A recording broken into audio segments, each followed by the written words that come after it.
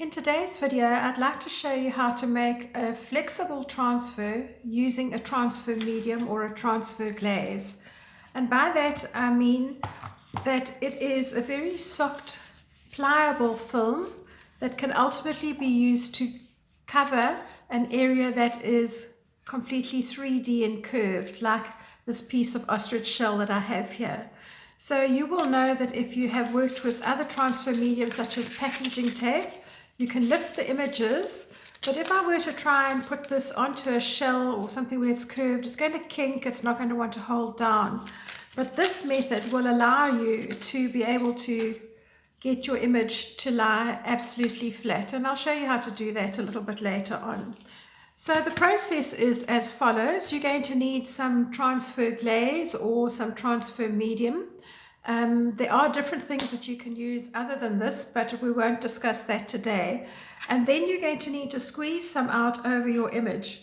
So I have here an image that is just botanical, and I have chosen what I want, and I'm going to just spread this with my finger. In the years of teaching classes, teaching people how to do this, teaching them how to do decoupage on eggs, if you are applying this with a brush, my experience has been that people tend to pull off more of the glaze than they're putting on.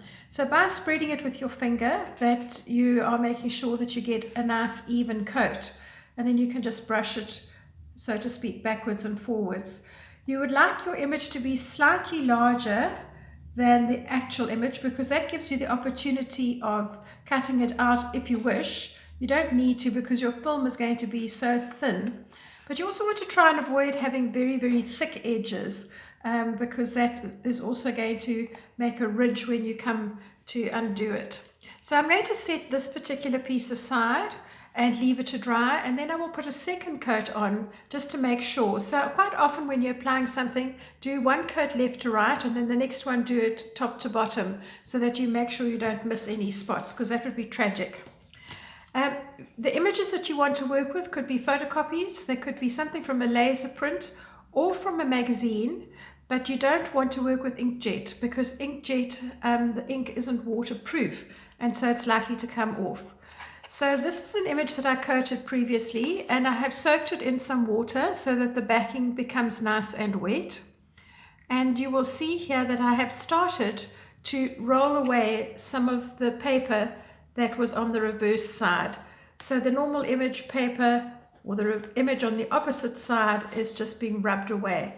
And I will continue to rub this away, keeping my finger parallel to the hard surface that I'm working on. I'm just using the lid from an ice cream tub. It's quite nice because it's got a little area here to catch the water. And just keep rubbing away, making sure that you're pushing all this excess paper off your transfer, because otherwise you stand a chance of making a little hole by rubbing this over the same place. If you find that your paper gets very, very dry, then all you do is you just pop it back in the water for a little bit, let it soak a little bit more, and then you can continue. And you would continue to peel away all this backing paper until you've actually got it all off the image. Sometimes you might need to dry it and then come back to it and then redo it again. Now, I've got to this stage where I've got my image with the paper all off, and you will be able to see that by not seeing any little white flecks in the design, but you can see it is extremely floppy. And if I'm going to stick it onto something like an ostrich egg, I ultimately am going to need to seal it in and glue it down. But to begin with, because your image isn't that big, you can just use water to get that down. So I'm going to pop this into some water, soak it on both sides, and then I'm going to put this onto my shell. Now you can already see it's wanting to kink up in several different places, but because it is very, very thin, and because it is very, very flexible, I'm able with my finger to slightly stretch it and slightly maneuver it. You see here I've already got problems. So because I can pick this up and slightly stretch this flexible image, I can get this on here very smoothly. You want to make sure that you haven't got an edge where you've had a thick area of the transfer medium that you would probably want to cut away.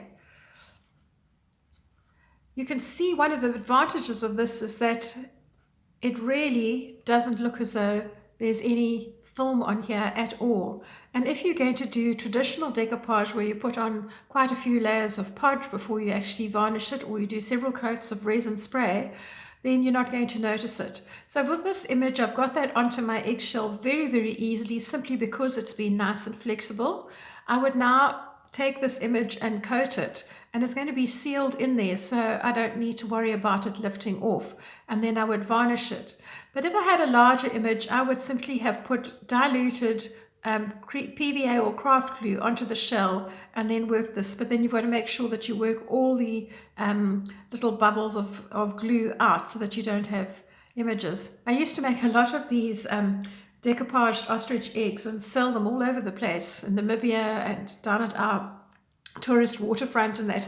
And yeah, did many of them, especially maps of Africa onto the egg. So I take a whole map and wrap it using this particular technique. But it's rather fun, and it really is suited to working with curved surfaces. It could be a vase even that you want to just give a different feel to. I hope that you've enjoyed this video. Please give me a like and a thumbs up. Comments in the comments box below if you have any questions. I'm happy to answer those. And please subscribe. I'd love to have you part of my community. Bye for now.